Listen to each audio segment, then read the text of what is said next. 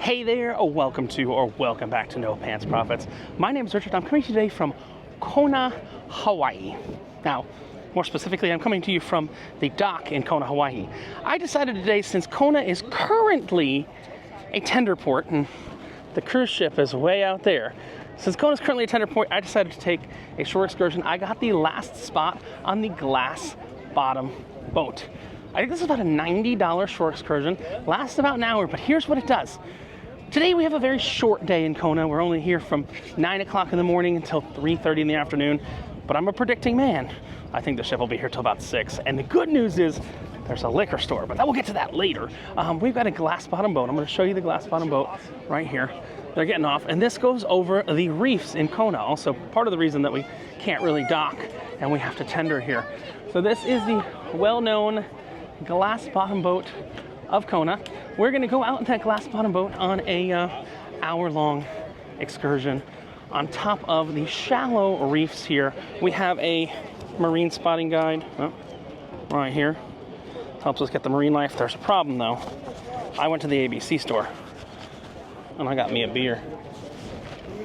I gotta finish this beer before we get on the boat. Y'all know me. Since we are in Kona, we've got Kona Brewing Company. We're going to go to Kona Brewing Company in another video later today, but we're going to take the glass bottom boat first. But Kona Brewing Company, this is their longboard, and I even got a koozie. Keep calm and live aloha. I know, we're all hot.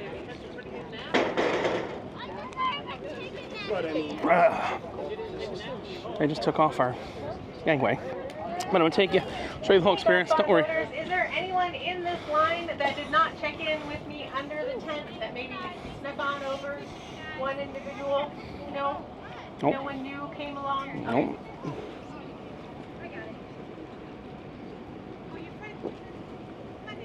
We're checked into the tent, and I said to come over the line.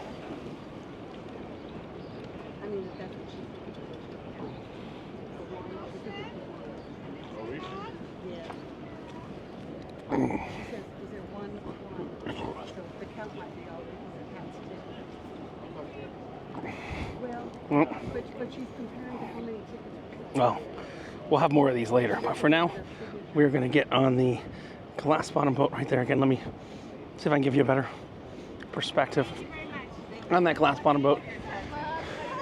The Marion, it's got different holes you can look at and stuff like that. So we're going to jump on, and I'll take you on board, and you'll be able to see how the store is yourself. I'll give you my opinion, but I want you to judge yourself. If it's cool, I'll take the 360 camera and show you, but yeah. Most of the guests on the ship, it is 10:51 a.m. and they're still out there, and they don't have good beer on the ship. I got to get rid of this can and jump on board the glass bottom boat in Kona. Come along. All right, so we are getting on that boat. Welcome. Ahoy! Welcome. Hello. Okay. Aloha. Did you come dressed for the occasion? I did come dressed for the occasion. And we have, oh wow, real holes. I feel like I'm on the Nemo submarine ride at Disney. But we're gonna see real fish, not fake fish. That's right. Oh wow, this is pretty cool. This is like snorkeling without having to get wet. I like it. Oh God. That water's probably cold down there too. Wow. That's cool. So we've got 4 different viewing windows right there. 1, 2, 3 over there. 4 viewing windows. And I think we're going to get the tour going in just a minute. Let's see what we see in the sea. Naturalist for the day, which means I got the coolest job ever, right? Getting on a boat, tell you guys about the natural history of Hawaii, which really means I'm here to answer your questions, which usually, almost always, are along the lines like, ooh, what's that, right?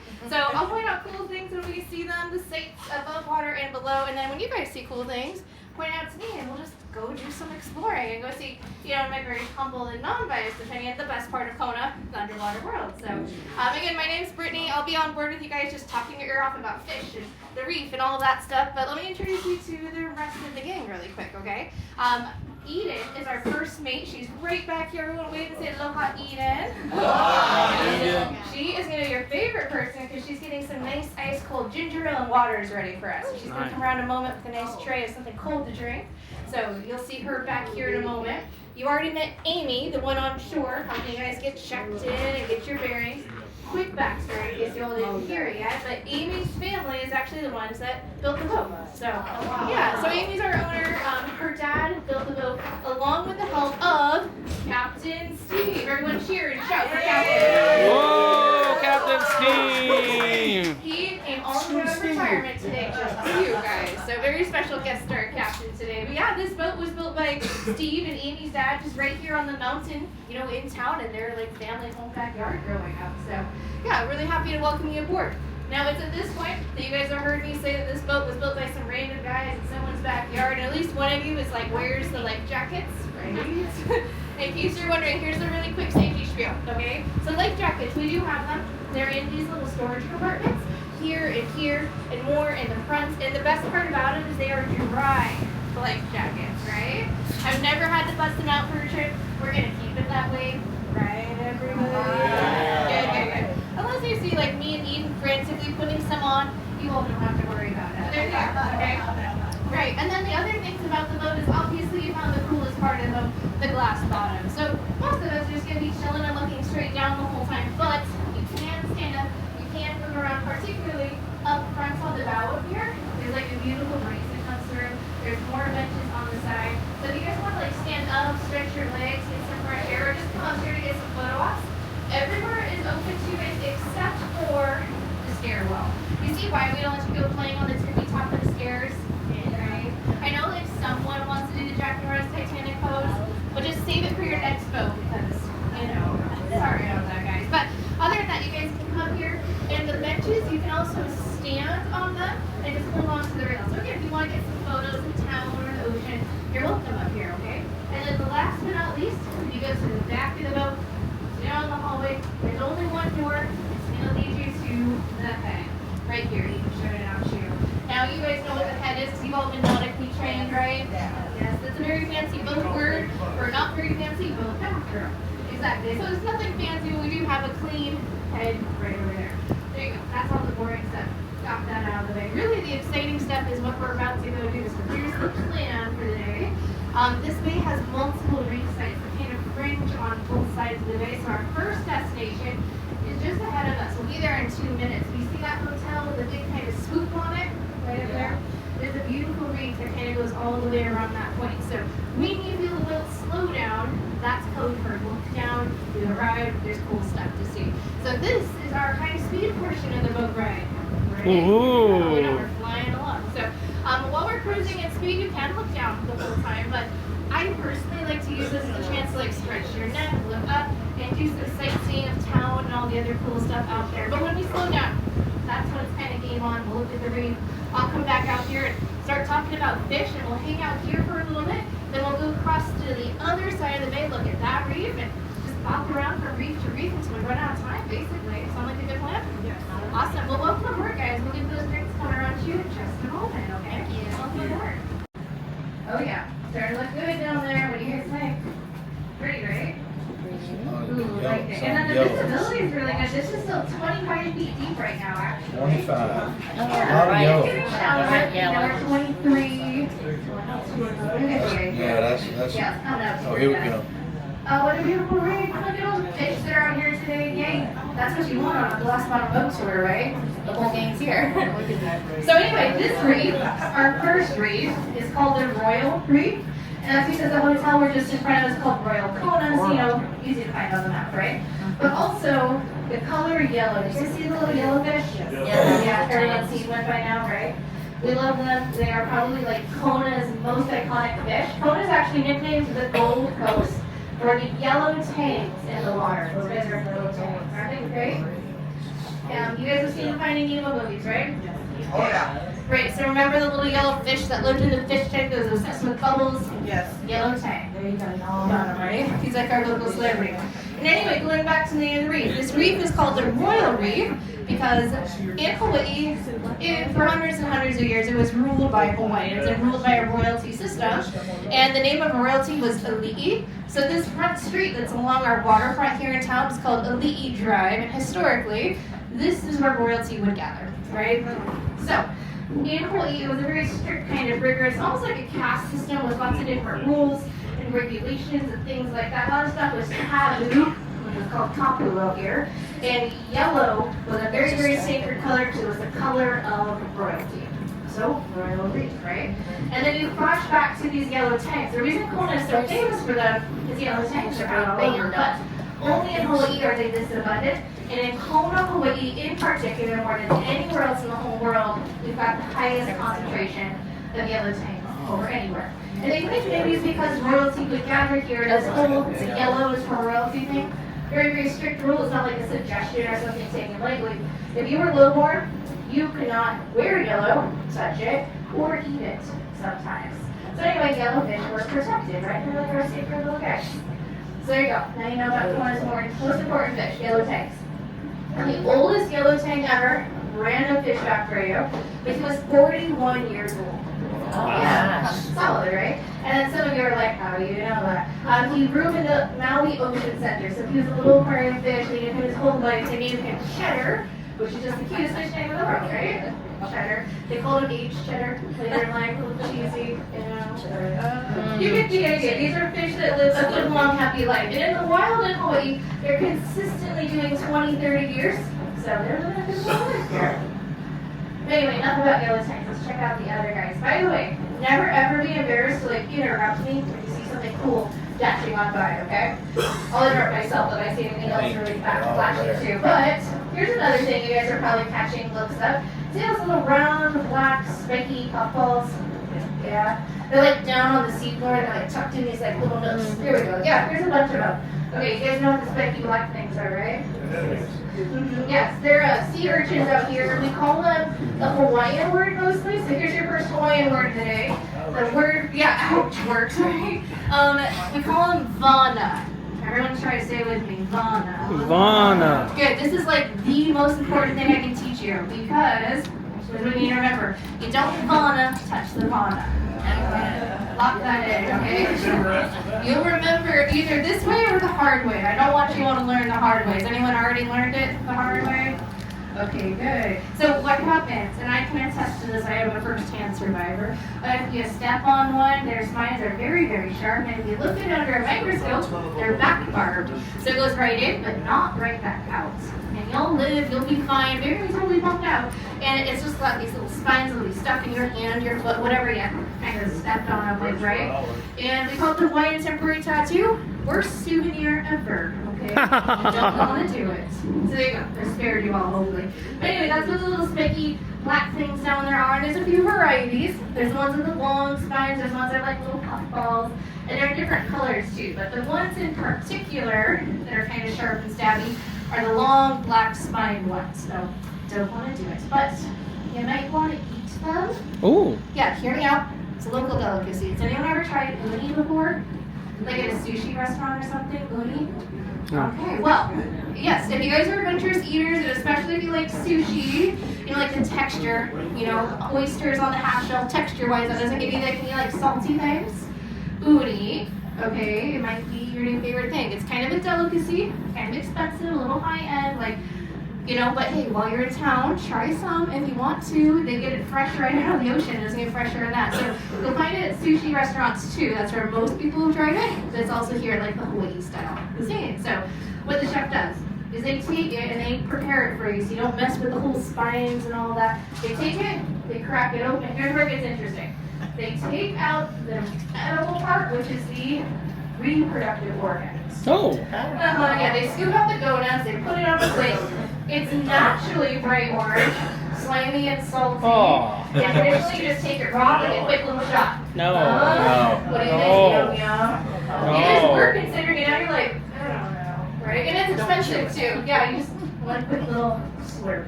It's kind of like A Rocky Mountain oyster. Is a bite, exactly. Right? If you guys are feeling like trying something new, Oh. now you don't get hooked, right?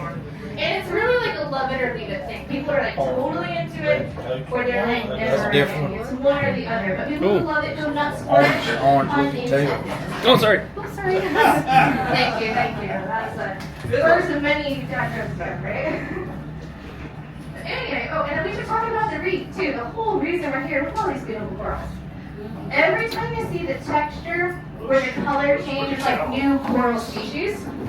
And yeah, we're getting a little close to the reef here. This is like 10 feet now, 8 feet.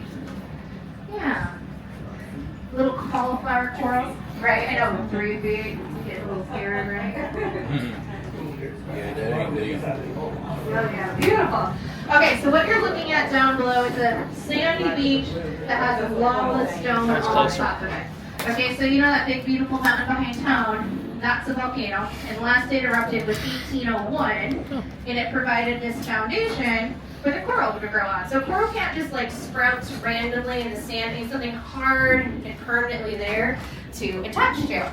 And so then you see like the layers of texture, the layers of color, and those are all different kinds of corals. But in Hawaii, all of the coral species are hard corals.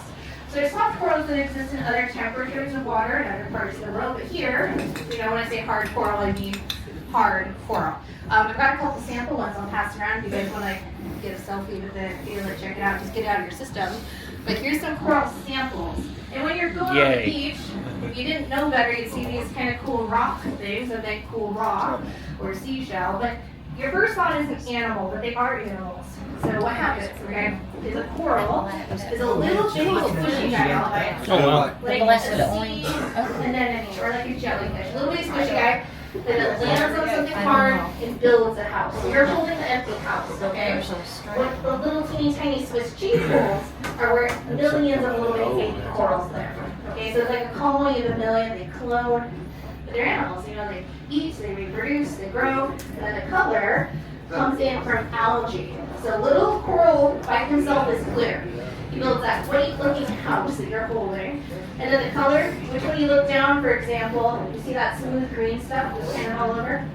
That's algae that lives inside of the coral. Ooh, beautiful thing. Okay, a little orange bit? Yeah. Yeah, did anyone else use the cute little fish with the orange like teardrop on his head? Actually, here's a picture of him on the wall. This guy is called the Achilles tank. Just saw a whole bunch of those. It's really cool.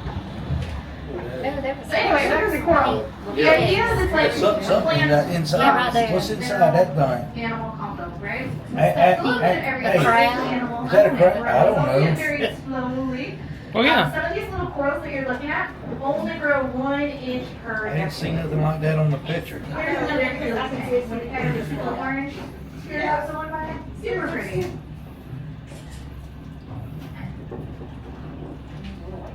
So anyway, here in Hawaii, they're all hard corals. And the color is because of the temperature of water. So you guys can laugh, but Hawaii is considered a cold water coral habitat. Yeah, that's the first thing you thought when we got here was bird. Get your jackets out, right? This is what the corals think. They're sensitive little souls. So this is a cold water coral habitat, and they're all going to be in the blue, green, purple color spectrum because of that. Some whites and stuff in there too. But the reds and the oranges and the soft flowy corals, if you're like thinking of pictures of like say Great Barrier Reef or something, or the Philippines, it's just different temperature of water makes different species grow. Oh.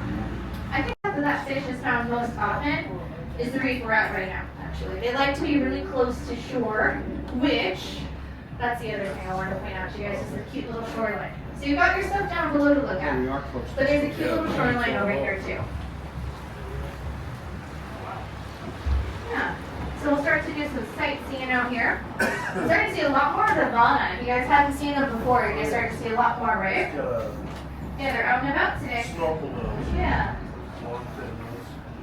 Oh, did you guys see the long nose guy? Yeah. Yay, oh good. Yeah, oh good. Okay, so here's another one of my all-time favorites. This guy with the long, crazy nose is called the long-nosed butterfly fish.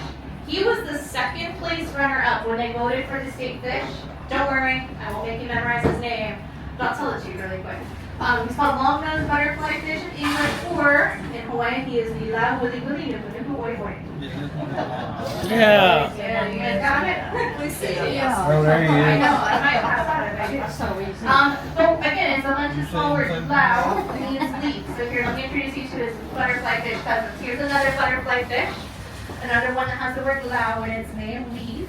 This is a raccoon butterfly fish, which is funny because there are no raccoons in Hawaii. Have you guys realized that yet? Yeah. Zero. We have the mongoose instead. Have you seen the beady-eyed little ferret thing scampering around? We got them. But as far as raccoons go, just the butterfly fish over here. And then one more butterfly fish example is this cute little stripey guy. But if you're trying to figure out who the fish are, if they're like leaf shaped, you know, skinny, and stripy or spotted or patterned or fancy. Like fancy looking fish that are mostly yellow. I realize this is a bad description, but there are 23 types of butterfly fish. So just think of them as being the flashy, really pretty ones, and also they're going 2 by 2 because they are in love. They're mated pairs.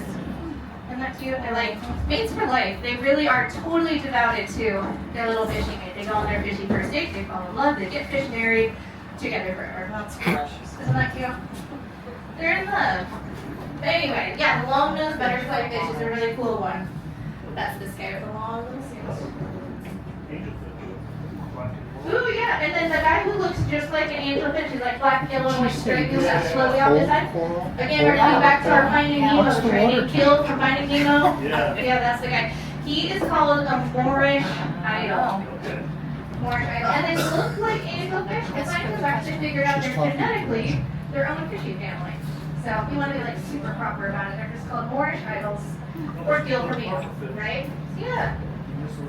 Ooh, puffer. Nice. There's a few puffers that hang out on this reef too, as you will see.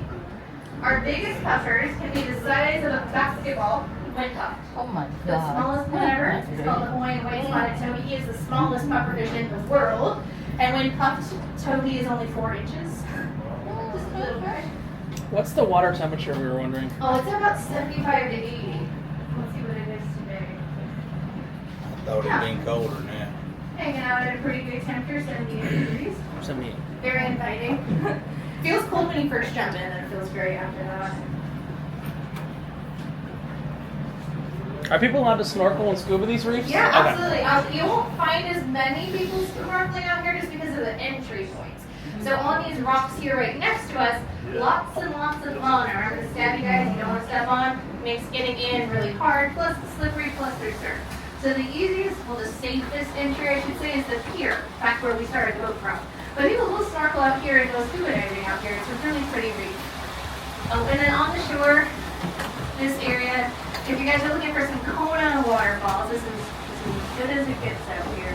When I say waterfall, I am referring to that wave falling off of that rock. So it's really cool. I'm curious why we're not seeing any crabs. Oh, they like to hide mostly, but there's quite a lot on the rocks too, and even on the tires when you come in. Oh, yeah? Yeah, so they're around. As far as the ones underwater here, we've got one called the 7-Eleven crab, which is really cool. It's got like polka dots on them.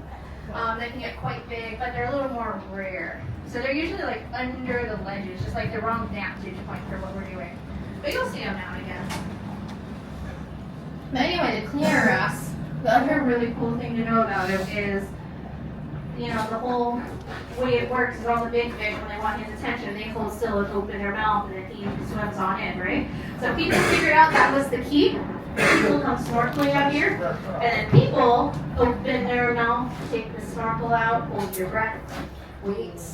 You might get a free dental cleaning too. What do you think? Oh, really? Yeah, yeah. You know, maybe that dental coverage is just not quite there for you right now, health insurance plan, or maybe you just want to live out a mermaid fantasy. You snorkel right here, which, by the way, welcome to Shipwreck Rock. Is that Yeah, we're shipwreck? nice and close. See how cool that is? So this is one of the hot spots where the little cleaner guy likes to live.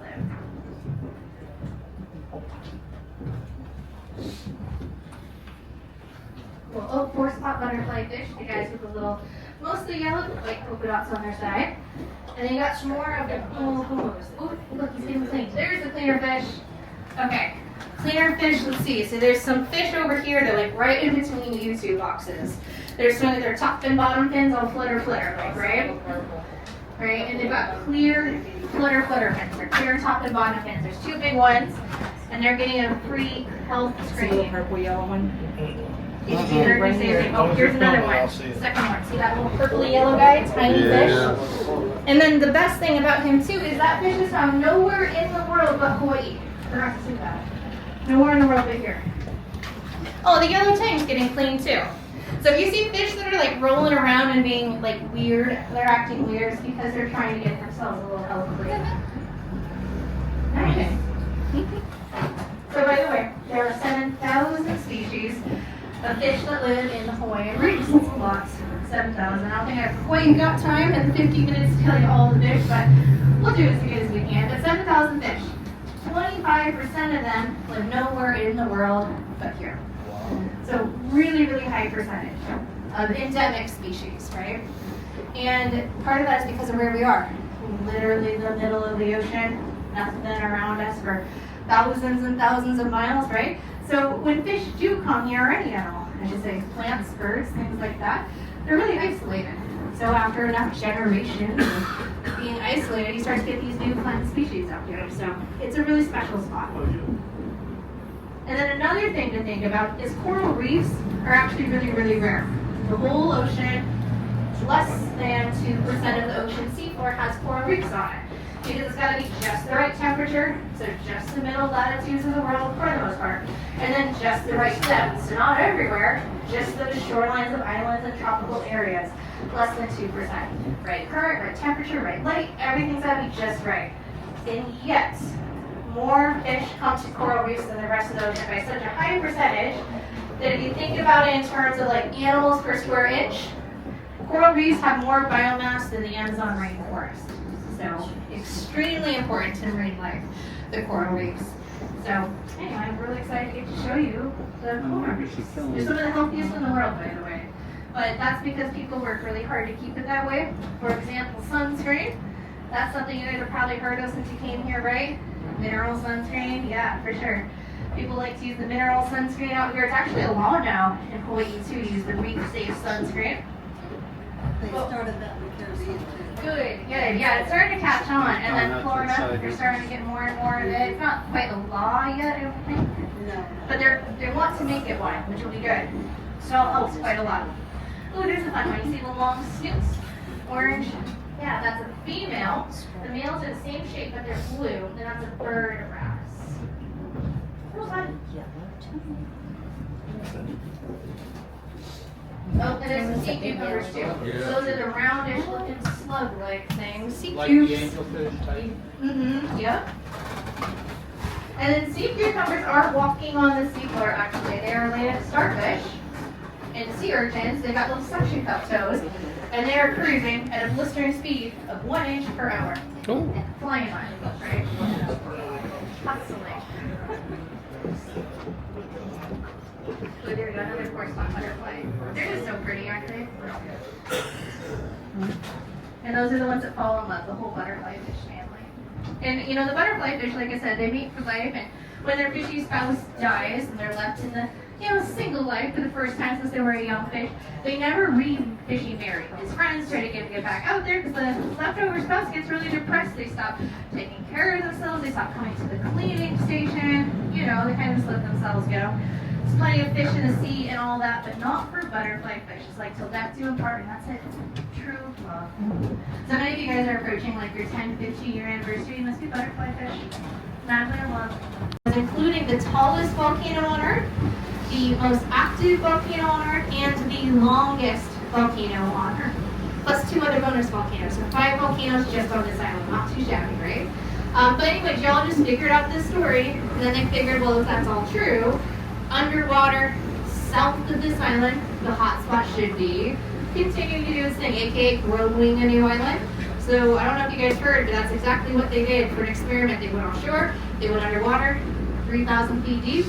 They did indeed find, growing up, the next Hawaiian island. So, by the way, we are at 100 feet just now, 100 feet deep and coming back in already. But anyway, they found underwater this seamount that they think one day is going to pop up and become Loihi. We've already named it. They're very excited. Loihi will be the next island, and it's just south of our line. We'll continue the trend. But people got a little ahead of themselves. We got all excited. We wanted to welcome the new Hawaiian Islands. So while you're around town and here on the islands, you'll see like hats and t-shirts and stickers that say, and you guys can get in on this if you want, on the ground floor, so to say, Ocean View Property, Island of Oahe, Crown Investor, right? Yeah, if you guys want to get some oceanfront property, Ocean View, $20. Rock bottom prices, red hot deals. Prices like the island just keep coming up. There's plenty of puns to be had. But now you guys know what they're talking about. If anyone tries to sell you Ocean View property on Oahe Island, if the deal's too good to pass up, you go right on ahead. Just think long-term investment. Okay? Because it's still underwater. We've got a couple tens of thousands of years, but one day, right? Anyway, that's the whole geology bit, basically. We always got excited. We're hearing upon that opportunity. Some of us here on Glass Bottom got our real estate license, so let us know if you're ready to invest, right? I was gonna ask you, since they know it's growing, how long? I mean, the thing is it grows in spurts more than a consistent. So we'll never be able to prove or unprove. Really optimistic people say only 10,000 years. But I've also heard 100,000 thrown around before, but I've heard 5,000 thrown around before too. We'll have to see how things shake out. Right? Yeah. Check in 10,000 years. We'll see where she's at. Yeah. She's getting close though. I mean, that's the thing, is it's like always in fits and bursts, so we'll just have to see how it goes, you know? Yeah. Just depends on Yeah, and then our island, the big island, she's still growing too. Like I said, we just had the volcano going off recently, so our island is growing in acreage still because it's got active volcanoes, right? So we've got some time yet. Yeah. Okay, this is our last little reef destination. Pufferfish Alley is what this one is called, so you know who we're looking for, these little polka dot guys, but also parrotfish. Puffers and parrots. And the parrotfish is this guy on the wall. This big, chunky one. Have you guys seen any of them yet? Okay, keep an eye out. The males are these blue ones. Females are the same shape, like a reddish brown. Okay? And actually, that's a bit of an oversimplification. When parrotfish are born, they're actually all initially the red color, and they're born as girls. Did you guys know that? It's a little different than the birds and bees and fish and seas where you get from those species. But baby parrotfish are all born as girls. And then in a school, there's a whole bunch of red girls, and then one big blue male, okay? And you're like, well, where does the male come from if they're not born that way? What happens, okay, is the one big blue male, when he dies, all that's left in the school are the red females. So the red females notice there's no longer a male, and the most dominant female just steps up to the plate and goes, his job doesn't look that hard, I can do it, right?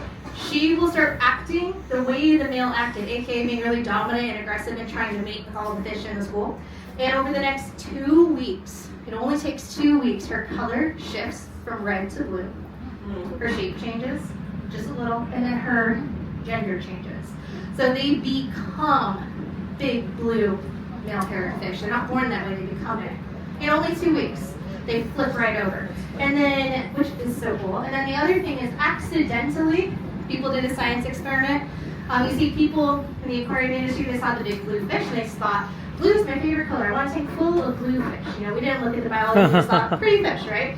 They put a whole bunch of blue guys in a tank together. Guess what happens? They become female. Right, yeah, one stayed blue and the rest turned red. Exactly. So parrotfish will like swap back and forth as needed for the ecosystem. That way they've always got plenty to have babies with, which is crazy, very cool. So when you see them down here, the big blue males scientifically are called super males, you know, because they became that way. And then the red ones are scientifically called initial phase, because they're just starting out. You can also just call them males and females. Oh, a lot of cool corals out here, by the way. You see some new coral textures? Yeah, there's new coral species out here, which is really cool. That's actually why the parrotfish come here, is that's their favorite snack is coral. So when you go snorkeling, you can hear them, because remember the coral I passed around? Rock hard stuff, right? Like they bite it, they chomp it. Can you imagine trying to digest that stuff? They're getting the yummy, yummy algae, but I think the hardest way possible, they rip off these, you know, hard calcite mineral structures, granulate it, digest it. And I know some of you know what comes out the rear end. I heard it earlier. Does anyone know? Yeah, like that. That's right. I heard you say when you go on. You can call it fish poop, but you also can call it white sand. The beautiful white sand at the beach. Oh, you guys just soak that in for a second. Come to terms with it. You know, the pretty white sandy beach, you wiggle your toes in, make sand castles out of. Yep. Fish food? That's fish food. That's right. Parrotfish. One parrotfish in 1 year makes up to 1,000 pounds of luxurious white sandy beach. They are just really hard at work making Hawaii the vacation destination of your dreams, okay? So when you guys go hang out on the beach later and you're like enjoying the white sandy beaches, think of parrotfish, okay? I know, it's like life-changing I see the info. tail, but I can't see the angle. And then I've got, if you guys want to steal one of my corny jokes, here's a good one, okay? When you go home and your friends and your family and they say like, how was Hawaii? How was your vacation? You know, they're gonna ask, hey, how was your trip? You tell them about how beautiful it is, but also tell them about how far away it is and how expensive it is. 'Cause it's the middle of nowhere. This is the most remote island in the entire world. You worked really hard, you came all this way, you made all these plans just to hang out on some shitty beaches. Thank you, thank you. That was my last terrible time that I'll be doing that, so thank you so much. We're going to slowly start cruising our way back into the pier, but I do have some historical sites that I have the chance to show you too. When you guys got on land, you were probably wondering about that grass shack looking thing right there next to the pier. If you hadn't wondered yet, you will now. Yeah, feel free to get some photos that as we cruise by. This is a heiau. So heiau means sacred temple. And this one right here is named Kona heiau. It dates back to the 15th century. It's an extremely important historical site in the entire, state of Hawaii. This area is like the first capital when Hawaii became a kingdom. So before Hawaii became a state, it was a kingdom. So before it was a kingdom, each island had its own ruler. And then each one had its own government, its own royalty. Each island was its own entity. But then the chief or king from this island in the early 1800s, his name was King Kamehameha the Great. He united all the islands into the kingdom of Hawaii. He was from this island, so after uniting them all, he came back here to this heiau, this sacred temple, and he rededicated it. Because basically what happened in ancient Hawaii is each temple had its own dedication. You go to one place to pray for good surf, one for good fishing, one for love, one for family, one for everything. This one originally was for the god of war. And then after uniting the islands to symbolize like a new era, a united front, a new chapter, rededicated it to Lono Kamakahiki, the god of peace, prosperity, and agriculture. So you know what? I really like that. It's a family-run business. They built the boat here. I will tell you, I was just doing a short and telling you it was a cool tour. I didn't do much narration on it because they did the narration for me. They book every other tour, it seems like, with the cruise ship. So the 11 o'clock departure was with the cruise ship. The 10 o'clock departure, you can book on your own. The 9 o'clock departure was probably on your own. They have a 12 o'clock departure that's leaving right now. That's their own little business right there. Let me show you if you did want to call up and maybe book it separately. The Glass Bottom Boat Cruise. I am totally down for it. I love family-run businesses that literally went so far out to build their own boat and everything like that. So, loved it. Got any questions? Comments, leave them below. But I like that one. And also, it's really short walking distance to the rest of town. So we're gonna go ahead, walk to the rest of town, check out the Kona Brewing Company and stuff like that. But for now, for the Glass Bottom Boat, this is Richard from No Pants Profits, reminding you that when you wear no pants and you want a glass bottom boat, the only thing you can left to lose is your shirt. Bye.